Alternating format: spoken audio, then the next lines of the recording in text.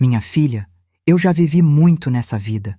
Já passei por alegrias e tristezas que marcariam qualquer coração, mas nada, absolutamente nada, me preparou para o que eu fiz aos meus 32 anos. Uma decisão que destruiu não apenas minha vida, mas despedaçou uma família inteira e me deixou marcada para sempre.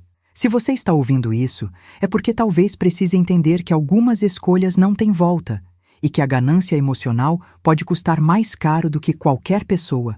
Imagina, meu nome é Dolores, tenho 73 anos hoje, e essa história que vou contar aconteceu há mais de 40 anos, mas ainda me assombra todas as noites. Era 1982. Eu morava numa cidadezinha do interior de Minas Gerais, onde todo mundo conhecia todo mundo, onde os segredos não duravam nem 24 horas e onde uma reputação destruída nunca mais se reconstrói. Eu era considerada a moça mais sortuda da região, noiva do homem mais cobiçado de toda a comarca, Antônio Carlos, um engenheiro de 35 anos que tinha voltado da capital com diploma, dinheiro no banco e uma casa de 2 andares que era a inveja de todas as famílias. Nós éramos o casal dos sonhos de qualquer mãe. Eu trabalhava como professora primária na escola municipal. Ele acabara de assumir a construção da nova ponte que ligaria nossa cidade à rodovia principal. Estávamos noivos há 8 meses, com casamento marcado para dezembro, véu e grinalda já encomendados da costureira, mais famosa da região, e uma lista de convidados que incluía gente importante de 3 cidades vizinhas. Minha mãe dizia que eu tinha ganhado na loteria da vida, que o Antônio Carlos era o tipo de homem que qualquer mulher mataria para ter, e que eu devia agradecer a Deus todos os dias por essa bênção. Mas foi exatamente aí que começou minha perdição. Sabe quando você tem tudo nas mãos e mesmo assim sente que está perdendo alguma coisa? Era exatamente isso que acontecia comigo. Eu olhava para minhas amigas solteiras, via elas saindo com rapazes diferentes, vivendo aventuras, conhecendo gente nova, e uma inveja danada começou a crescer no meu peito como erva daninha. A Rita, minha amiga de infância, tinha acabado de voltar de uma temporada no Rio de Janeiro, cheia de histórias sobre a vida na cidade grande, sobre os homens sofisticados que tinha conhecido, sobre as experiências que tinha vivido. A Célia, outra amiga, estava ficando com o filho do dono da fazenda mais próspera da região. Um rapaz bonito como um artista de cinema que a levava para dançar na cidade vizinha todos os fins de semana. E eu estava ali, certinha, comportada, noiva do homem perfeito, mas me sentindo como se tivesse perdido a juventude antes mesmo de ter vivido ela direito. O Antônio Carlos era maravilhoso. Não me entenda mal. Ele me tratava como uma rainha, me respeitava, tinha planos lindos para nosso futuro, falava em me dar filhos, uma casa ainda, maior, viagens para a capital nas férias. Mas justamente por ele ser tão perfeito, tão seguro, tão garantido, eu comecei a me sentir sufocada. Era como se minha vida já estivesse toda traçada, como se não houvesse mais surpresas, mais descobertas, mais nada para experimentar. As dúvidas começaram pequenas, como uma pedrinha no sapato que você tenta ignorar, mas que vai machucando cada vez mais. Durante as missas de domingo, eu olhava para os homens solteiros da congregação e me perguntava como seria estar com eles. Quando ia à farmácia do seu Joaquim, ficava reparando no filho dele, um rapaz moreno de olhos verdes que sempre me cumprimentava com um sorriso que durava um pouco mais do que o necessário. Até o irmão mais novo do Antônio Carlos, o Marcelo, começou a despertar uma curiosidade perigosa em mim. Ele tinha 28 anos, era solteiro, trabalhava com gado na fazenda da família e havia algo nele de selvagem, de imprevisível, que o Antônio Carlos não tinha. O pior de tudo é que essas fantasias começaram a afetar meu relacionamento com meu noivo. Quando ele me beijava, eu ficava pensando em como seria o beijo de outros homens. Quando ele falava sobre nossos planos de casamento, eu sentia uma angústia crescente, como se estivesse prestes a entrar numa prisão dourada da qual nunca mais sairia. Comecei a criar desculpas para não ficar sozinha com ele, a evitar os momentos mais íntimos, a me mostrar distante justamente quando deveria estar mais próximo. O Antônio Carlos, homem observador que era, percebeu a mudança. Uma noite de sexta-feira, quando estávamos sentados na varanda da casa dos meus pais, ele segurou minha mão e perguntou diretamente: Dolores, você ainda quer se casar comigo? A pergunta me pegou desprevenida, e eu não soube o que responder na hora. Meus olhos se encheram de lágrimas, não de tristeza, mas de confusão, de desespero por não conseguir explicar nem para mim mesma o que estava acontecendo comigo. Foi nessa noite que eu cometi o primeiro erro de uma série que destruiria tudo.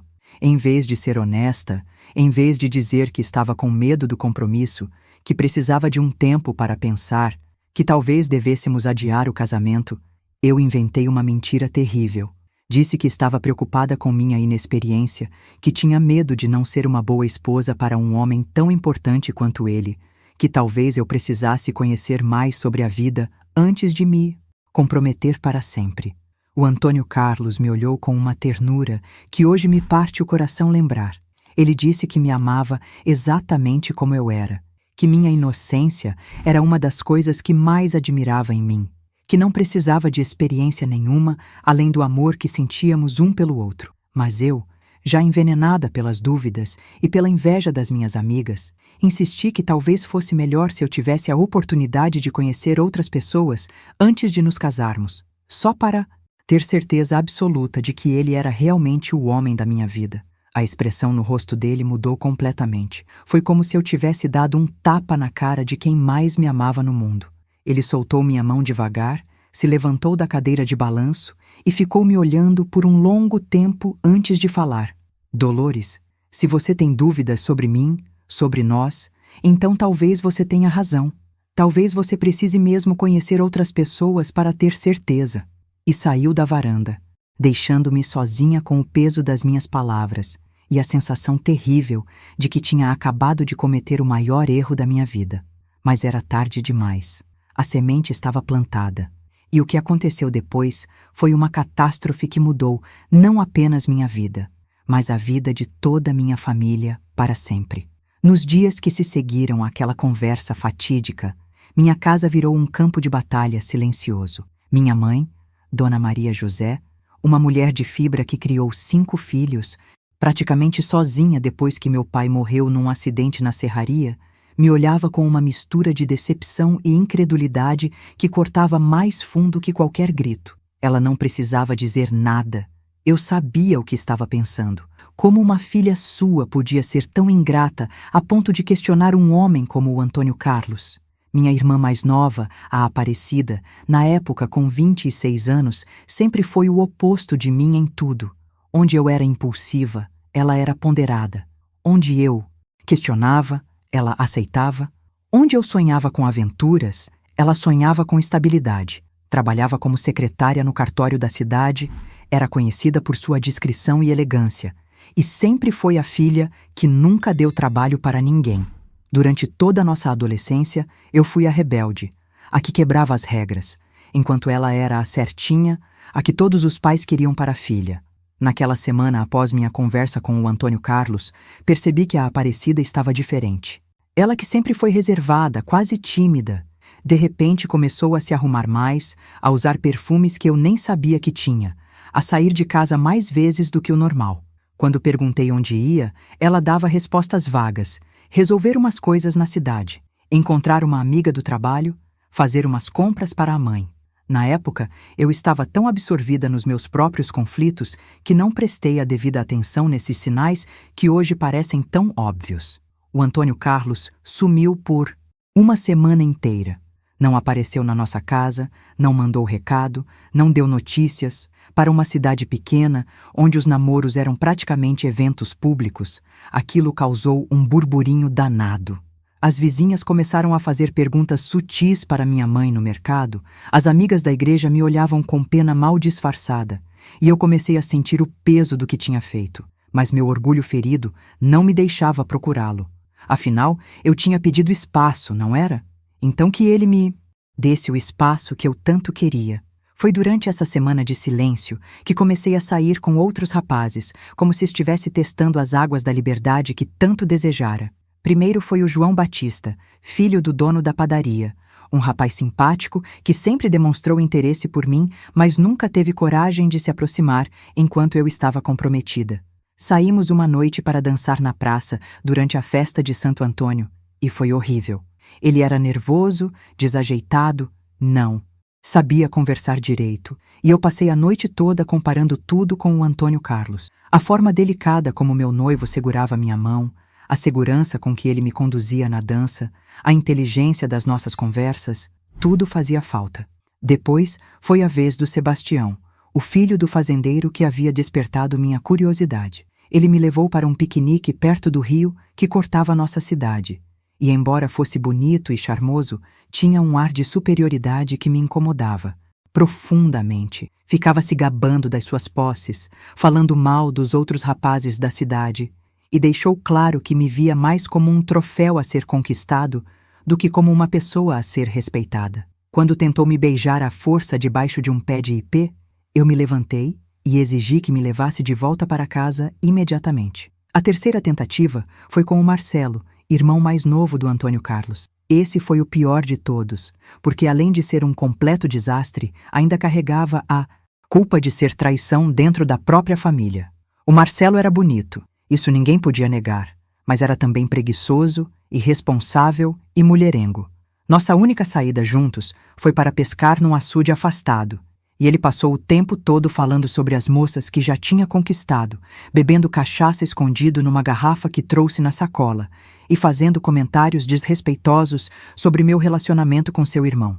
Quando o sol começou a se pôr e ele ficou bêbado, tentou me agarrar de forma violenta, dizendo coisas horríveis sobre como eu estava desperdiçada com o Antônio Carlos. Consegui me livrar dele empurrando-o para dentro do açude e voltei para casa sozinha, caminhando quase 2 horas na estrada de terra. Cada encontro que eu tinha com esses outros homens só me fazia perceber o tesouro que eu tinha nas mãos com o Antônio Carlos, mas meu orgulho ferido e minha teimosia me impediam de admitir o erro. Em vez disso, eu me convencia de que precisava tentar mais um pouco, conhecer mais gente, ter mais experiências, como se isso fosse magicamente resolver todas as minhas dúvidas e inseguranças. Foi durante a 3ª semana da nossa separação que recebi a notícia que mudaria tudo para sempre. Eu estava na escola, corrigindo as provas dos meninos da 3ª série, quando a dona Conceição, a faxineira que também trabalhava meio período na prefeitura, chegou toda ofegante com uma informação que fez meu mundo desabar. "Dolores, minha filha", ela disse, segurando minha mão com uma força que me assustou. "Você precisa saber de uma coisa antes que chegue aos seus ouvidos por outras bocas. O Antônio Carlos está sendo visto pela cidade com uma moça. E não é qualquer moça, minha querida. É uma moça da sua família." Por um momento, achei que não tinha entendido direito. "Da minha família? Que família, dona Conceição? Você deve estar confundindo as coisas." Mas ela balançou a cabeça com tristeza como quem traz uma notícia que preferia não dar. "É sua irmã, Dolores, a Aparecida. Eles foram vistos juntos 3 vezes essa semana. Uma vez saindo da igreja após a missa das 6, outra vez tomando sorvete na sorveteria do seu Manuel, e ontem à tarde, caminhando de mãos dadas na estrada que leva à fazenda dos Oliveira. Todo mundo já está comentando, minha filha. Todo mundo menos você. O mundo girou ao meu redor. As carteiras dos alunos, o quadro negro, as janelas da sala de aula, tudo. Começou a rodar como se eu estivesse num carrossel maluco. Minha irmã, minha própria irmã, estava saindo com meu noivo, com o homem que eu amava, mas que tinha rejeitado por pura estupidez e imaturidade. Saí correndo da escola sem nem terminar de corrigir as provas. Cheguei em casa como uma louca. Encontrei minha mãe cozinhando no fogão a lenha e perguntei diretamente: "Mãe, a senhora sabe que a Aparecida está saindo com o Antônio Carlos?" Minha mãe parou de mexer o feijão, se virou, devagar para me olhar, e eu vi em seus olhos uma tristeza profunda, como se ela soubesse que esse momento chegaria mais cedo ou mais tarde. "Senta aqui, minha filha", ela disse, indicando uma cadeira na mesa da cozinha. "Nós precisamos conversar sobre isso." E foi assim que descobri que minha família inteira sabia do que estava acontecendo há mais de uma semana, e que todos tinham decidido não me contar, esperando que eu mesma percebesse e tomasse uma atitude. O que minha mãe me contou naquela tarde destruiu os últimos restos da minha inocência e me mostrou como uma decisão errada pode criar uma bola de neve que destrói tudo no seu caminho. O relato da minha mãe foi como levar uma facada no peito. Ela me contou que 3 dias depois da minha conversa com o Antônio Carlos, ele tinha aparecido em nossa casa num domingo de manhã, depois da missa, procurando por mim. Eu não estava. Tinha ido visitar uma amiga na cidade vizinha justamente para fugir do clima pesado que se instalara entre nós. Minha mãe o recebeu na sala, ofereceu café e ele, com a educação de sempre, aceitou. Dona Maria José, ele tinha dito, eu preciso da senhora saber que não guardo rancor da Dolores. Ela é uma moça nova. É natural que tenha dúvidas, mas eu não posso ficar esperando indefinidamente por uma resposta que talvez nunca venha. Minha mãe tentou interceder por mim, explicar que eu estava confusa, que precisava de tempo. Mas o Antônio Carlos, com aquela sabedoria que sempre o caracterizou, respondeu algo que ainda hoje me arrepia. Tempo eu sempre dei para ela, Dona Maria José. O problema é que agora percebi que talvez ela não queira o que eu tenho para oferecer. E um homem não pode forçar uma mulher a amá-lo como ele merece ser amado. Foi nesse momento que a Aparecida, que estava ajudando na cozinha, apareceu na sala trazendo mais café. Minha mãe disse que notou algo diferente no ar, uma tensão que não estava lá antes. O Antônio, Carlos e minha irmã se cumprimentaram com uma formalidade exagerada, como se estivessem se esforçando para parecer indiferentes um ao outro.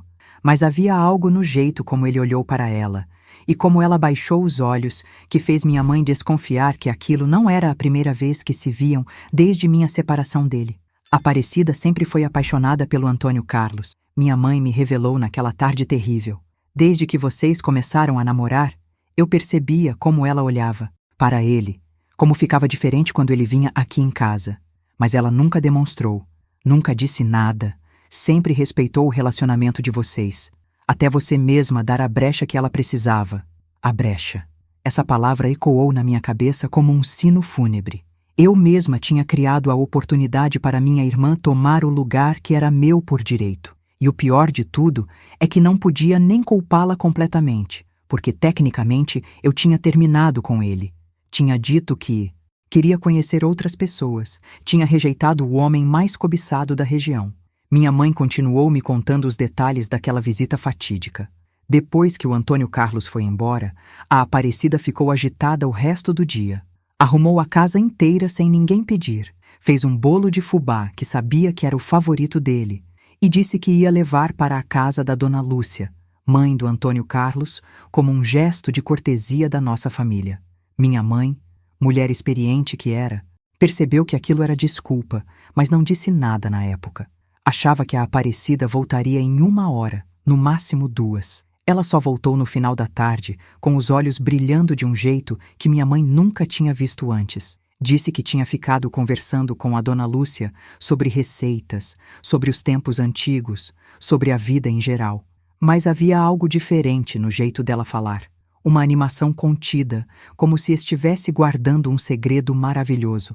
Nos dias seguintes, a Aparecida começou a sair mais de casa, sempre com desculpas plausíveis. Ia comprar linha na loja da Dona Sebastiana, precisava resolver uns papéis no cartório onde trabalhava, tinha prometido ajudar a comadre da minha mãe com uns bordados. Mas ela sempre voltava com aquele mesmo brilho nos olhos, aquela mesma animação mal disfarçada. Foi quando a comadre Teresa me contou que tinha visto os dois juntos na igreja. Minha mãe continuou, que eu tive certeza do que estava acontecendo. E ela disse que eles estavam sentados no mesmo banco, não muito próximos, mas claramente juntos, e que depois da missa, saíram caminhando na mesma direção, conversando baixinho. O que mais me doía nessa revelação não era só a traição da minha irmã, mas perceber como eu tinha sido cega a todos os sinais. As saídas frequentes, os perfumes novos, o cuidado extra com a aparência, a animação inexplicável. Tudo estava na minha cara. Mas eu estava tão ocupada com meus próprios dramas e em decisões que não prestei atenção no que acontecia debaixo do meu próprio nariz. E a senhora não me contou nada? Perguntei para minha mãe, sentindo uma raiva crescente por ter sido deixada no escuro.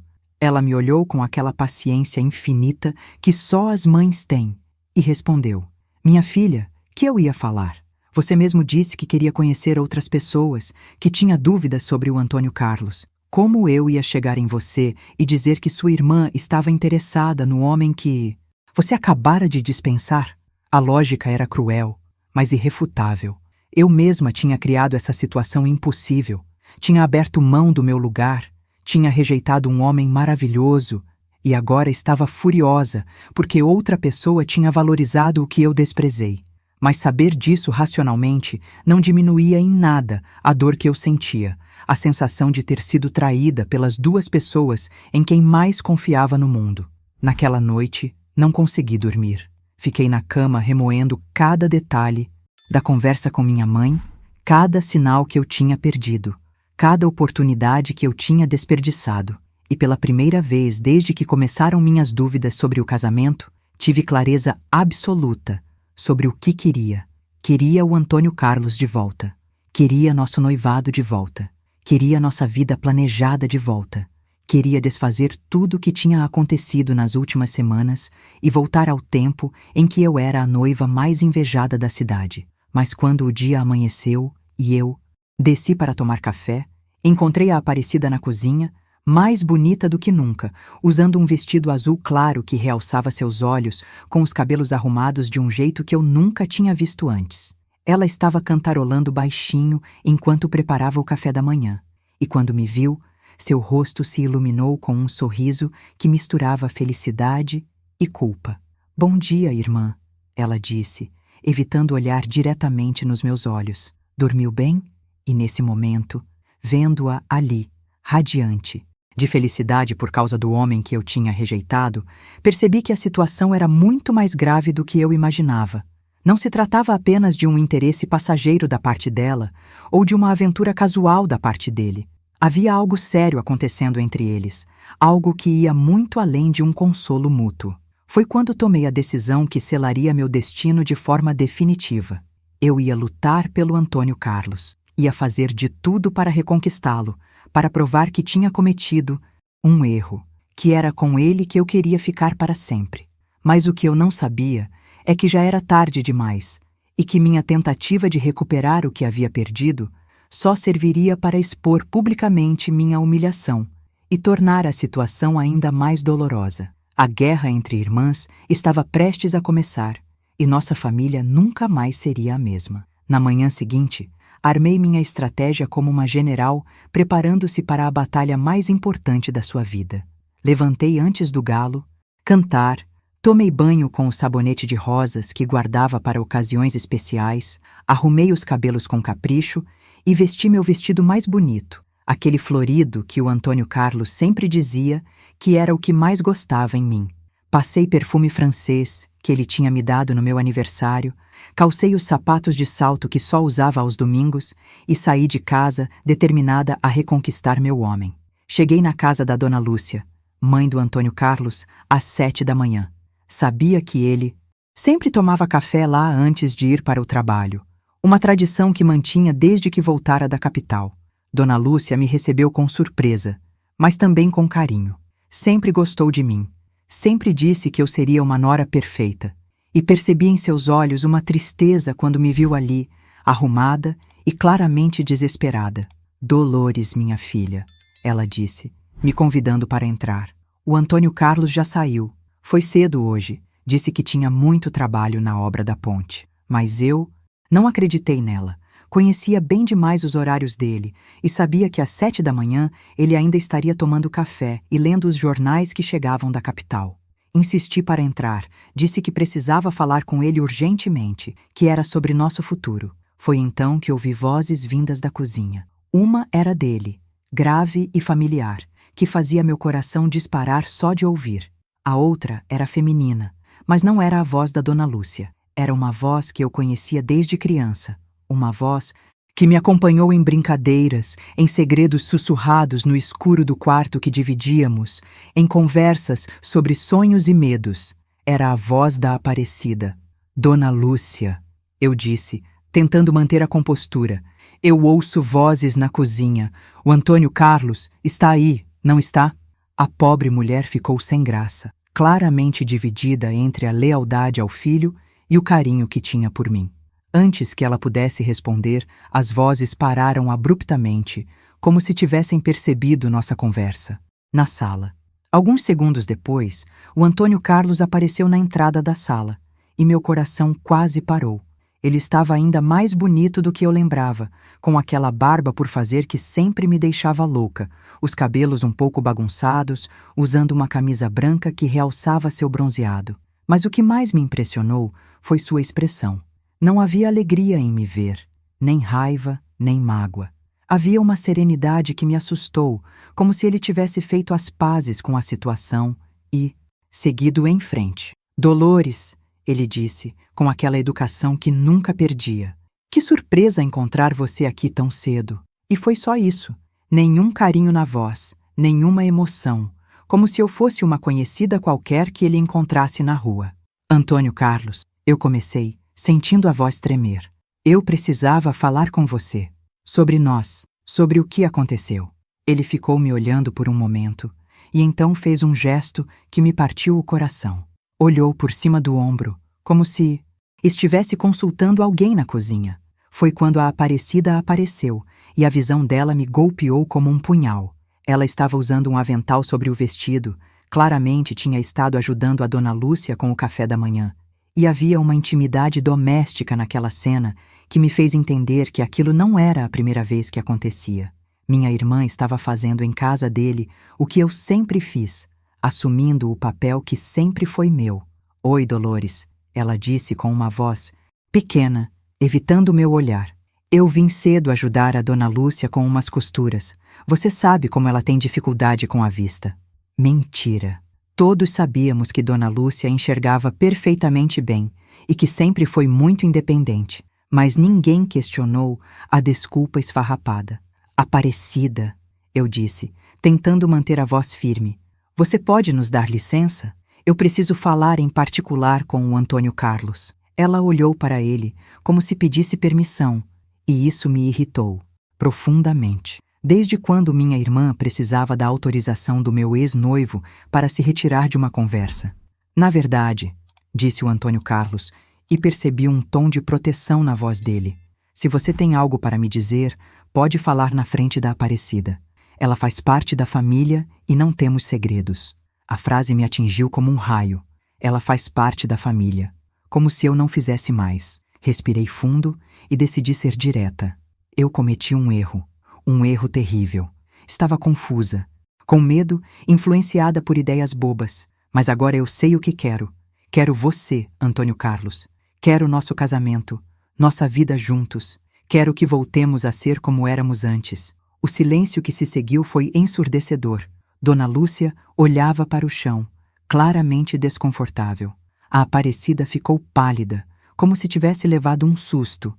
E o Antônio Carlos, ele me olhava com uma tristeza profunda, como se estivesse vendo uma pessoa que ele amou muito, mas que agora estava perdida para sempre. Dolores, ele disse finalmente, você teve 3 semanas para pensar sobre isso. 3 semanas em que você saiu com outros homens, em que deixou claro que eu não era o que você queria. Você não pode aparecer aqui agora e esperar que eu esteja esperando por você como um cachorro fiel. As palavras doeram, mas eram justas. Eu sabia disso. Mesmo assim, insisti. Mas foi exatamente isso que me fez perceber que você é o único homem que eu quero. Conhecer outros só me mostrou como você é especial, como nossa ligação é única. Conhecer outros, ele repetiu, e havia um amargor na voz que eu nunca tinha ouvido antes, como meu próprio irmão, por exemplo. Meu sangue gelou. Ele sabia, claro que sabia. Numa cidade pequena, nada passa despercebido. Isso não significou nada, eu disse desesperada. Foi só confusão, só... Mas ele me interrompeu com um gesto da mão. Dolores, eu já tomei minha decisão, e essa decisão não inclui você. Ele fez uma pausa, olhou para minha irmã e depois completou a frase que destruiria minha vida para sempre. Eu pedi a Aparecida em casamento ontem à noite, e ela aceitou. O mundo desabou sobre minha cabeça. Minhas pernas fraquejaram, minha visão ficou turva, e senti como se não conseguisse respirar. Casamento. Ele tinha pedido minha irmã em casamento. A mulher que eu tinha criado, que tinha ensinado a amarrar os sapatos, que consolei quando teve seu primeiro coração partido, agora ia se casar com o homem que eu amava. Você não pode estar falando sério, eu consegui gaguejar. Vocês se conhecem há poucas semanas. Isso é loucura. Mas mesmo enquanto falava, percebi como soava patético, como se estivesse implorando. E se essa mensagem está tocando fundo no seu coração, até aqui, e você sente que precisa apoiar para que histórias como essa cheguem a mais pessoas que também estão vivendo conflitos familiares, considere clicar em Valeu Demais. Esse gesto nos ajuda a continuar trazendo relatos verdadeiros que tocam vidas e ensinam através da dor. Sua ajuda faz toda a diferença para quem está ouvindo isso no seu momento mais difícil. Às vezes, disse o Antônio Carlos, a gente demora anos para conhecer realmente uma pessoa. Às vezes, demora semanas. E às vezes, você olha para alguém que sempre esteve ali e percebe que ela é exatamente o que você procurava. Ele olhou para a Aparecida com uma ternura que antes era só minha e completou.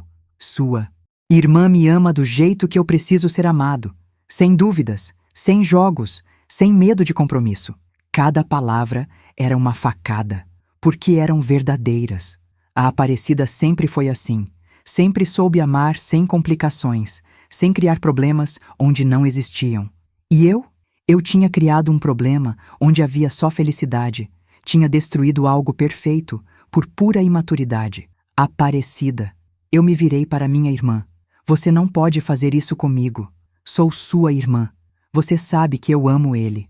Ela finalmente levantou os olhos para me encarar e vi neles uma determinação que nunca tinha visto antes. Dolores, ela disse, com uma voz firme que me surpreendeu. Você escolheu não amá-lo quando teve a chance. Não pode me impedir de amá-lo agora que você percebeu que cometeu um erro. E foi assim que descobri que a irmã quietinha, obediente, que eu sempre pensei que conhecia, tinha uma força interior que eu jamais imaginei. E que essa força seria suficiente para me tirar da vida do único homem que eu realmente amei. Saí da casa da Dona Lúcia como uma alma penada, caminhando pelas ruas da cidade sem rumo, sem direção, sentindo o peso dos olhares de curiosidade e pena dos vizinhos que já tinham ouvido os boatos. Em uma cidade pequena, as notícias voam mais rápido que passarinho assustado, e eu sabia que antes do meio-dia todo mundo já estaria sabendo que eu tinha ido atrás do Antônio Carlos e sido rejeitada publicamente. Quando cheguei em casa, encontrei minha mãe na varanda, descascando batatas para o almoço, com aquela expressão de quem já sabia de tudo antes mesmo de eu abrir a boca. Ela me olhou de cima a baixo, viu meu estado deplorável, meus olhos inchados de tanto chorar durante a caminhada, e apenas balançou a cabeça com tristeza. Já soube da novidade, ela disse, sem parar de descascar as batatas. A comadre Teresa passou aqui há 1 hora. Disse que viu você saindo da casa da Dona Lúcia toda descomposta e que já está correndo na cidade que o Antônio Carlos vai se casar com a Aparecida. Ela fez uma pausa, suspirou fundo e completou. Minha filha, você cavou esse buraco com suas próprias mãos. Agora vai ter que aprender a viver nele. A frieza da minha própria mãe me chocou. Esperava pelo menos um pouco de consolo, um abraço, algumas palavras de conforto. Mas ela continuou descascando as batatas, como se nada tivesse acontecido. Como se sua filha mais velha não estivesse ali, destruída, com o coração em pedaços. A senhora não vai fazer nada? Perguntei, sentando na cadeira ao lado dela. Não vai conversar com a Aparecida? Explicar para ela que isso está errado? Minha mãe parou o que estava fazendo e me encarou com aquele olhar severo que eu conhecia desde criança. Fazer o quê, Dolores? Sua irmã é uma moça de 26 anos, trabalhadora, responsável, que nunca deu trabalho para ninguém nesta casa. Se ela encontrou um homem bom que a quer para esposa, eu vou agradecer a Deus pela bênção. Ela voltou a descascar as batatas com força desnecessária. Você teve sua chance. Desperdiçou por bobagem. Agora é tarde para chorar sobre leite derramado. Naquele momento, percebi que estava completamente sozinha. Minha própria família havia tomado partido, e não era o meu. Para eles, eu era a filha ingrata que rejeitou um homem maravilhoso, e a Aparecida era a filha sensata que soube valorizar o que eu desprezei. A lógica era cruel, mas impecável. Os dias que se seguiram foram os piores da minha vida. A Aparecida voltou para casa naquela tarde, radiante de felicidade, usando no dedo um anel de noivado que reconheci imediatamente. Era o anel da avó do Antônio Carlos, uma aliança de ouro com um pequeno diamante que ele sempre disse que daria para a mulher com quem fosse se casar. O anel que deveria estar no meu dedo estava agora no dela. Dolores, ela veio falar comigo no quarto que dividíamos. Eu preciso que você saiba que eu nunca quis que as coisas acontecessem assim.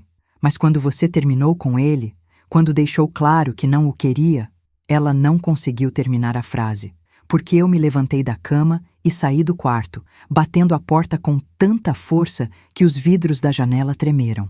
Não conseguia olhar para ela sem sentir uma mistura de raiva, tristeza e uma inveja tão intensa que me consumia por dentro. Ela usava o anel que era meu, planejava o casamento que era meu, construía a vida que era minha. E o pior de tudo é que estava visivelmente feliz, com aquele brilho no olhar que só o amor verdadeiro consegue dar. Durante a semana seguinte, tentei de tudo para reverter a situação. Escrevi uma carta de 6 páginas para o Antônio Carlos, pedindo perdão, explicando meus sentimentos, implorando uma segunda chance.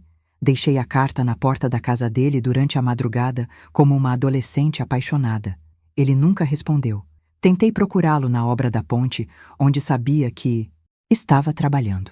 Esperei na estrada de terra que levava ao canteiro de obras, debaixo do sol escaldante de novembro, por mais de 3 horas. Quando finalmente o vi chegando no caminhão da prefeitura, corri até ele, suplicando que pelo menos me ouvisse.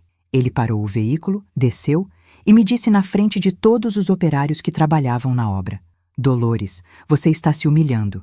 Isso não é digno de você. Vá para casa e aceite que é fim. A humilhação pública foi terrível.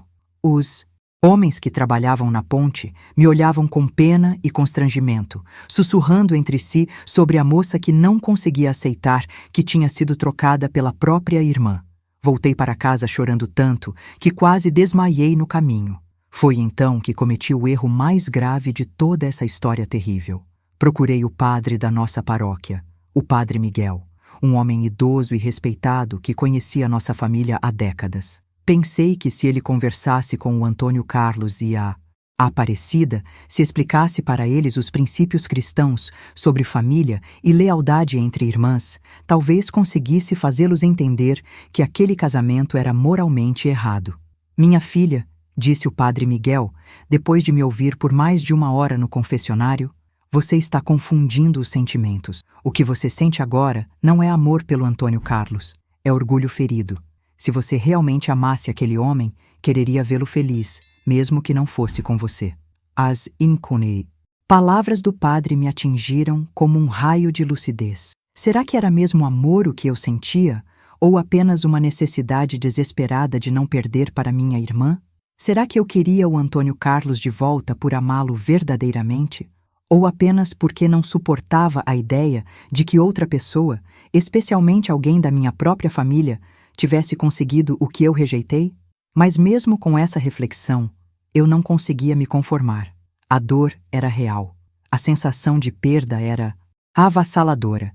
E a cada dia que passava, vendo minha irmã planejando seu casamento, usando seu anel, falando sobre seus planos de futuro, eu sentia como se uma parte de mim morresse um pouco mais. O anúncio oficial do noivado foi publicado no jornal local numa domingo de dezembro. Lá estava, na seção social, a foto dos 2 sorridentes, com a seguinte legenda: o engenheiro Antônio Carlos Ferreira e a senhorita Maria Aparecida da Silva anunciam seu noivado. O casamento religioso será celebrado na Igreja Matriz de São José no dia 15 de janeiro de 1983. Janeiro. Eles iam se casar em janeiro, apenas 2 meses depois de terem começado a se relacionar. Quando vi a foto no jornal, algo se quebrou definitivamente dentro de mim. Ali estava minha irmã, usando o vestido branco que eu tinha visto ela costurando secretamente nas últimas semanas, ao lado do homem que deveria estar casando comigo. Eles pareciam genuinamente felizes, genuinamente apaixonados, e isso tornava tudo ainda mais doloroso. Foi nesse momento que tomei a decisão mais destrutiva de toda a minha vida. Se eu não podia ter o Antônio Carlos, se não podia desfazer o mal que tinha causado, pelo menos poderia garantir que minha irmã também não seria completamente feliz. Decidi contar para todo mundo na cidade uma versão distorcida dos fatos, pintando-me como vítima de uma traição familiar e criando um escândalo que mancharia para sempre a reputação da Aparecida. Era uma vingança cruel, mesquinha, que nasceu da dor, mas que se alimentava do ódio. E como toda vingança, acabaria destruindo muito mais do que eu imaginava, incluindo a mim mesma. Minha campanha de destruição começou de forma sutil, como o veneno que se espalha devagar pelo organismo. Comecei visitando as amigas mais fofoqueiras da cidade, as que eu sabia que não conseguiriam guardar segredo nem se suas vidas dependessem disso. Contei para cada uma delas uma versão ligeiramente diferente da história, sempre me colocando como vítima inocente de uma conspiração familiar. Para a dona Sebastiana, dona da loja de tecidos, onde todas as mulheres da cidade compravam material para suas costuras, eu disse que a Aparecida sempre teve ciúmes de mim, que desde criança demonstrava uma inveja doentia do meu sucesso com os rapazes. Contei que ela tinha se aproximado do Antônio Carlos pelas costas, que tinha ido na casa dele chorando lágrimas de crocodilo, inventando histórias sobre como eu falava mal dele quando não estava presente. Para a dona Carmen, a parteira que atendia todas as famílias da região e era conhecida por espalhar novidades mais rápido que rádio, eu contei que o Antônio Carlos e a Aparecida já se relacionavam antes mesmo de eu terminar o noivado. Disse que tinha desconfiado há meses, que tinha visto olhares suspeitos entre eles, que eles se encontravam secretamente enquanto eu trabalhava na escola. Para as minhas ex-amigas do grupo da igreja, contei que minha família havia conspirado contra mim, que minha própria mãe incentivou a Aparecida a seduzir meu noivo porque sempre teve preferência pela filha mais nova. Disse que me sentia traída não apenas pela irmã, mas por toda a família que escolheu ficar do lado dela. Cada história que eu contava ganhava vida própria, se modificava e se ampliava na boca de cada pessoa que a ouvia. Em menos de 2 semanas, corriam pela cidade as versões mais absurdas dos fatos. Algumas pessoas diziam que a Aparecida tinha feito macumba para conquistar o Antônio Carlos. Outras contavam que eu tinha flagrado os dois juntos na minha própria cama. Havia até quem sussurrasse que ela estava grávida e que, por isso, o casamento tinha sido marcado tão rapidamente. O resultado foi exatamente o que eu esperava, mas muito pior do que imaginei. A reputação da Aparecida começou a ser manchada de forma irreversível. Mulheres que antes a cumprimentavam cordialmente na rua passaram a lhe dar as costas. Senhoras que antes elogiavam sua educação e discrição começaram a comentar sobre sua verdadeira natureza. Até mesmo no cartório onde trabalhava, ela começou a receber olhares desconfiados e comentários maldosos. O pior de tudo é que ela não entendia de onde vinham essas mudanças de atitude. Uma tarde, ela chegou em casa chorando, depois de ter sido humilhada publicamente na farmácia por uma senhora que disse alto para todo mundo ouvir: "Essa aí não presta, roubou o noivo da própria irmã. Mulher assim não serve nem para criar galinha." "Dolores," ela veio falar comigo no quarto, os olhos vermelhos de tanto chorar. "Você sabe por que as pessoas estão me tratando assim? O que eu fiz de errado? Eu só me apaixonei por um homem que estava livre. Por que isso virou um pecado?" Olhando para ela naquele momento, vendo sua dor genuína, sua confusão sincera, senti uma pontada de remorso, mas a raiva ainda era mais forte que qualquer arrependimento. "Talvez," eu disse, com uma frieza que me assusta até hoje, "as pessoas estejam vendo sua verdadeira face. Talvez elas perceberam que tipo de mulher rouba o noivo da própria irmã."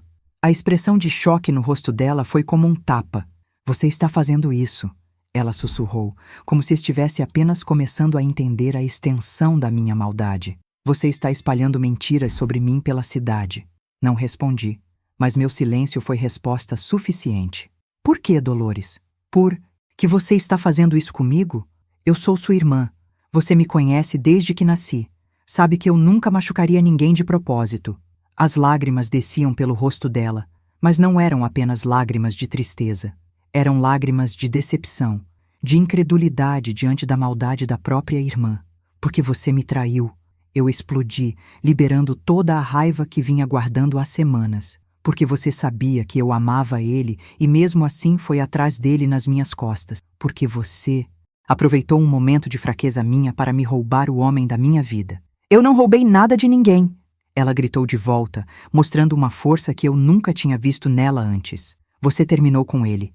Você disse que queria conhecer outras pessoas. Você saiu com outros homens, inclusive com o próprio irmão dele. Como eu podia saber que você ia mudar de ideia?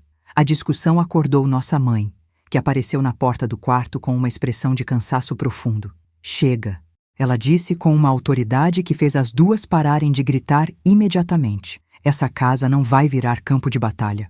Dolores, você fez suas escolhas. Aparecida, você fez as suas. Agora as duas vão ter que viver com as consequências. Mas as consequências das minhas ações malévolas foram muito além do que eu imaginava. O Antônio Carlos, que até então havia se mantido afastado de toda a confusão, finalmente tomou conhecimento dos boatos que corriam pela cidade. E sua reação foi a mais terrível de todas. Numa quinta-feira de manhã, ele apareceu na nossa casa, mas não veio sozinho. Trouxe consigo seu pai, o senhor Carlos Ferreira, um homem respeitado na região, dono de terras e de uma reputação ilibada. Os dois pediram para falar com toda a nossa família, e quando estávamos todos reunidos na sala, o Antônio Carlos falou com uma seriedade que gelou meu sangue.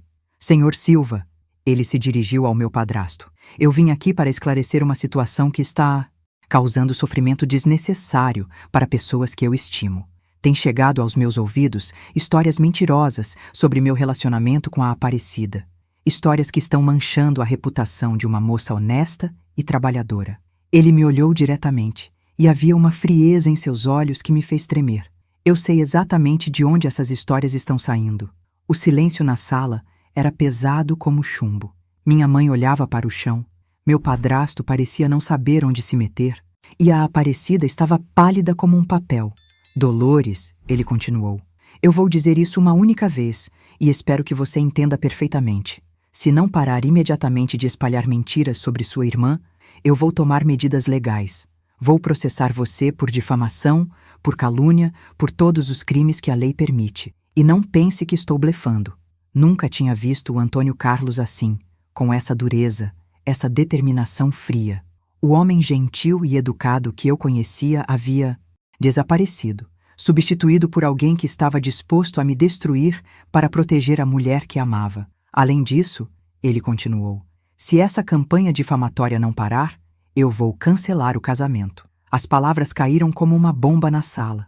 A Aparecida soltou um gemido de dor, e minha mãe levou a mão ao peito, como se tivesse levado um susto. Não porque eu não ame a Aparecida, ele esclareceu, olhando ternamente para minha irmã, mas porque não vou permitir que ela seja arrastada por uma lama que não merece. Se a família dela não consegue protegê-la dessa maldade, então eu vou protegê-la removendo-a completamente dessa situação.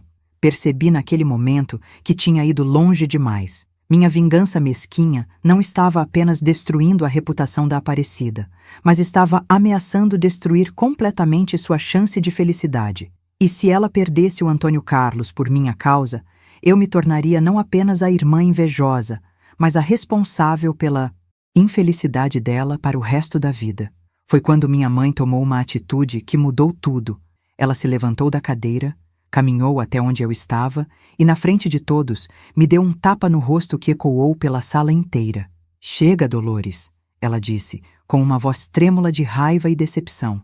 Você não é mais filha minha. Saia da minha casa. E foi assim que, tentando destruir minha irmã, acabei destruindo a mim mesma de forma definitiva.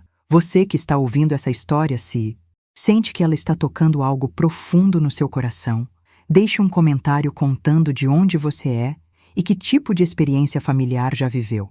Às vezes, dividir nossas dores nos ajuda a curar feridas antigas. Clique em inscrever-se se você quer continuar ouvindo relatos verdadeiros como esse, que mostram como nossas escolhas podem mudar tudo para sempre. O tapa da minha mãe doeu muito mais na alma do que no rosto. Naquele momento, vendo a decepção nos olhos de todos que estavam na sala, percebi a extensão da minha própria maldade. Tinha me transformado numa pessoa que eu mesma não reconhecia. movida por um ódio tão intenso que me cegou completamente para as consequências dos meus atos. Mãe, tentei falar, mas ela me interrompeu com um gesto brusco da mão. Não me chame de mãe, ela disse, com uma frieza que nunca tinha usado comigo antes. Uma filha minha não faria o que você está fazendo. Uma filha minha não tentaria destruir a felicidade da própria irmã.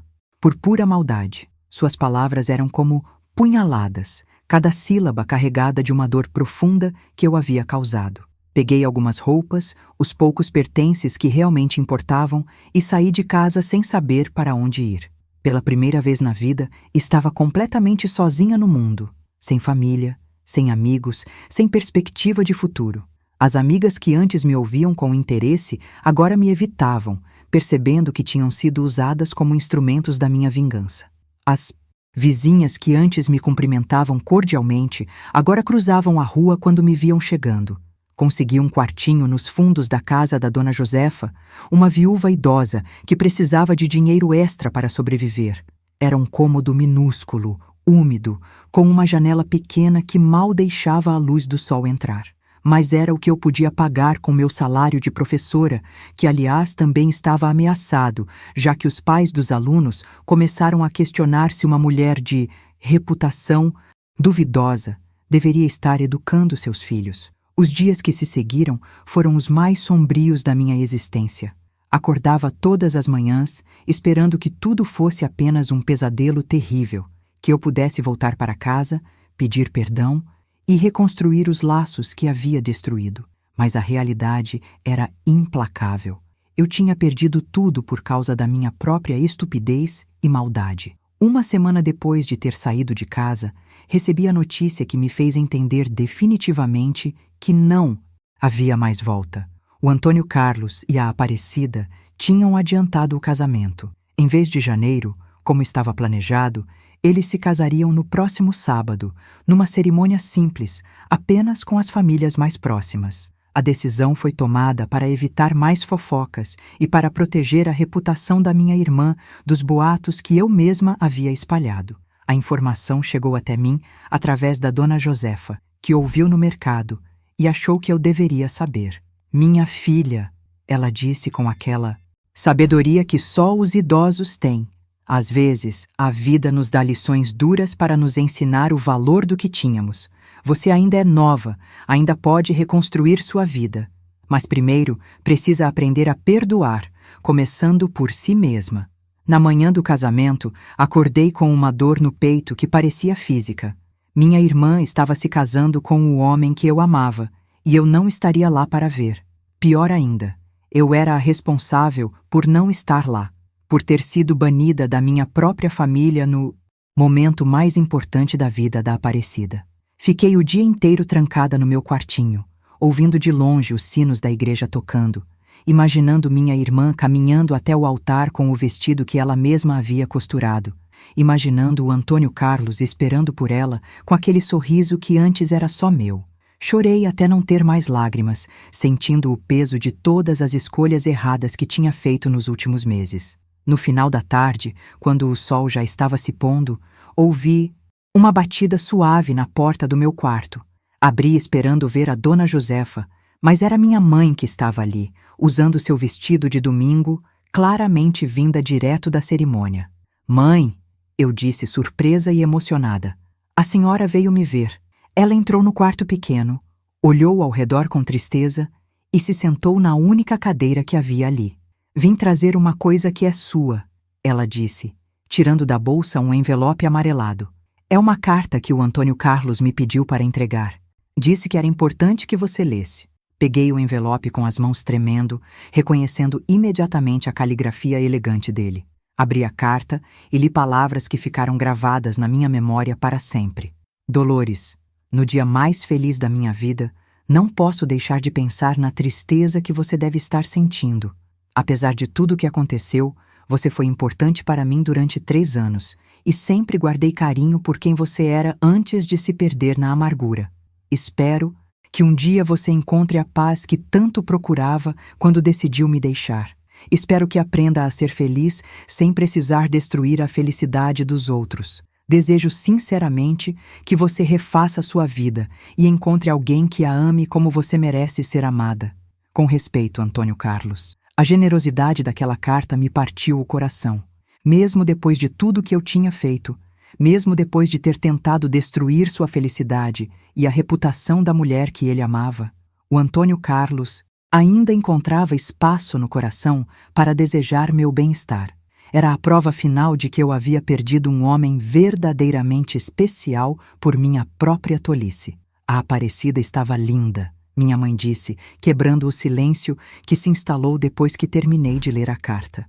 Mais linda do que eu já vi ela na vida. E o Antônio Carlos olhava para ela como se ela fosse a coisa mais preciosa do mundo. Cada palavra era uma agulhada no meu coração, mas eu precisava ouvir. Eles pediram para eu convidar você para a festa, ela continuou, mas eu disse que você não ia querer ir. Estava certa? Olhei para ela, essa mulher forte que me criou com tanto amor, e balancei a cabeça. Não, eu não teria coragem de estar lá, de ver minha irmã vivendo a vida que deveria ser minha. Mãe, eu disse, com a voz embargada, eu cometi erros terríveis, magoei pessoas que amo, destruí minha própria família. Como é que eu posso me perdoar? Como é que vocês podem me perdoar? Ela ficou me olhando por um longo tempo e então fez algo que eu não esperava. Se levantou da cadeira e me abraçou. Foi um abraço apertado, desesperado, como se ela estivesse tentando me dizer, através do contato físico, tudo que não conseguia expressar com palavras. Filha, ela sussurrou no meu ouvido, amor de mãe não acaba nunca. Pode ficar machucado, pode se decepcionar, mas não morre. Você fez coisas horríveis, é verdade, mas ainda é minha filha, e sempre será. Choramos juntas, naquele quartinho miserável, mãe e filha reunidas pela dor e pela necessidade de cura. Foi o primeiro passo de um longo caminho de reconstrução, não só da minha relação com a família, mas de mim mesma como pessoa. A Aparecida quer fazer as pazes com você, minha mãe disse quando paramos de chorar. Ela disse que a vida é muito curta para guardar rancor, especialmente de irmã. Mas você precisa mudar, Dolores. Precisa encontrar um jeito de ser feliz que não dependa da infelicidade dos outros. Naquela noite, depois que minha mãe foi embora, fiquei pensando nas palavras dela e na carta do Antônio Carlos. Percebi que tinha uma escolha pela frente. Podia continuar me afundando na amargura e no ressentimento, ou podia tentar me reconstruir como pessoa e encontrar uma forma de ser feliz novamente. Escolhi a reconstrução, mas o preço que pagaria por essa escolha seria muito maior do que eu imaginava. O processo de reconstrução da minha vida foi longo, doloroso e solitário. Levei meses para conseguir olhar no espelho sem sentir nojo da pessoa que havia me tornado. Passei quase um ano morando naquele quartinho da Dona Josefa, trabalhando como professora durante o dia e bordando à noite para conseguir dinheiro extra, tentando juntar forças para enfrentar o mundo e reconquistar meu lugar na sociedade. Durante esse período, recebia notícias esparsas sobre a vida da Aparecida e do Antônio Carlos através da minha mãe, que havia retomado as visitas semanais depois daquela noite do casamento. Eles pareciam genuinamente felizes. Tinham se mudado para uma casa maior na parte alta da cidade. Ele havia recebido uma promoção importante no trabalho e ela tinha deixado o cartório para se dedicar inteiramente ao lar e aos projetos sociais da paróquia. A informação que mais me doeu foi saber que a Aparecida estava grávida. Minha mãe contou com cuidado, observando minha reação, pronta para me consolar se eu desabasse. Mas, surpreendentemente, senti uma pontada de felicidade genuína pela minha irmã. Talvez fosse o primeiro sinal de que estava realmente começando a me curar da amargura que havia me consumido por tanto tempo. Quando o bebê nasceu, um menino lindo que recebeu o nome de Carlos Alberto, minha mãe trouxe uma foto para me mostrar. Olhando para aquela criança inocente, nos braços da minha irmã radiante, com o Antônio Carlos ao lado sorrindo de orgulho, senti algo que não esperava. Uma paz profunda, como se uma ferida antiga finalmente estivesse começando a cicatrizar. Foi nesse período que conheci o professor Joaquim, um homem de 40 anos que veio trabalhar na escola como diretor. Era viúvo, tinha perdido a esposa alguns anos antes num acidente e estava recomeçando a vida numa cidade nova com suas 2 filhas pequenas. Era um homem gentil, inteligente, com uma tristeza nos olhos que reconheci imediatamente porque era parecida com a minha. Nossa aproximação foi gradual, baseada primeiro no respeito profissional, depois numa amizade sincera e finalmente num amor maduro, sem as fantasias e neuroses que haviam marcado meu relacionamento com o Antônio Carlos. O professor Joaquim conhecia minha história, sabia dos erros que eu havia cometido, mas me aceitava assim mesmo, acreditando na pessoa que eu estava me esforçando para me tornar. Quando ele me pediu em casamento, 2 anos depois do nosso primeiro encontro, senti uma felicidade diferente da que havia sentido com o Antônio Carlos. Era uma felicidade mais serena, mais consciente, baseada na certeza de que havíamos escolhido um ao outro pelos motivos certos. O casamento foi simples, numa cerimônia pequena com apenas as famílias mais próximas. Para minha surpresa e emoção, a Aparecida compareceu, trazendo o pequeno Carlos Alberto, que já estava com 2 anos e era uma criança linda e saudável. Quando ela se aproximou de mim na igreja, antes da cerimônia começar, e disse: "Parabéns, irmã, você merece ser feliz." Chorei como uma criança. O Antônio Carlos também estava lá, elegante como sempre, sendo cordial, mas mantendo a distância respeitosa que a situação exigia. Quando cumprimentou o professor Joaquim, desejou sinceramente nossa felicidade, e eu percebi que não sentia mais nada além de gratidão por ele ter sido generoso o suficiente para participar daquele momento importante da minha vida. Construí uma vida boa com o professor Joaquim. Criamos suas 2 filhas como se fossem minhas. Tivemos mais 2 crianças juntos, e durante 20 anos fomos uma família feliz e unida. Ele me ensinou o que era amar sem possessividade, sem ciúmes, sem medo de perder. Me ensinou que o amor verdadeiro é generoso, é capaz de perdoar, é capaz de crescer mesmo depois das piores tempestades. Quando ele morreu, há 10 anos, de um infarto súbito, senti uma dor imensa, mas não a dor destrutiva que senti quando perdi o Antônio Carlos. Era uma dor limpa, honesta, de quem realmente amou e foi amada. Era a dor de quem sabia que tinha vivido algo verdadeiro e precioso. Hoje, aos 73 anos, olho para trás e entendo que tudo o que aconteceu naquela época terrível foi necessário para que eu me tornasse a pessoa que sou hoje. Aprendi que a felicidade não é algo que se conquista tirando dos outros, mas algo que se constrói através das próprias escolhas e atitudes. Aprendi que o amor verdadeiro não tem medo da liberdade, não precisa de prisões ou garantias. A Aparecida e eu reconstruímos nossa relação ao longo dos anos. Nunca mais fomos íntimas como éramos na infância. Algumas feridas são profundas demais para cicatrizar completamente, mas desenvolvemos um carinho maduro, baseado no respeito e na compreensão mútua. Ela teve mais 3 filhos com o Antônio Carlos, construiu uma família linda, e hoje é avó de 8 netos, que são a alegria da sua vida. O Antônio Carlos se tornou um dos engenheiros mais respeitados da região, construiu pontes e estradas que ligaram nossa cidade ao progresso, e sempre foi um marido exemplar e um pai dedicado. Às vezes, quando o encontro na rua ou na igreja, trocamos cumprimentos cordiais e vejo em seus olhos a mesma bondade que me atraiu há mais de 40 anos. Não sinto mais dor nem arrependimento. Apenas gratidão por ele ter feito parte da minha história e por ter sido feliz com minha irmã. Se você chegou até aqui nessa história, é porque talvez esteja passando por algum momento difícil na sua vida. Talvez esteja enfrentando conflitos familiares ou amorosos que parecem sem solução. Quero que você saiba que sempre há uma chance de recomeçar.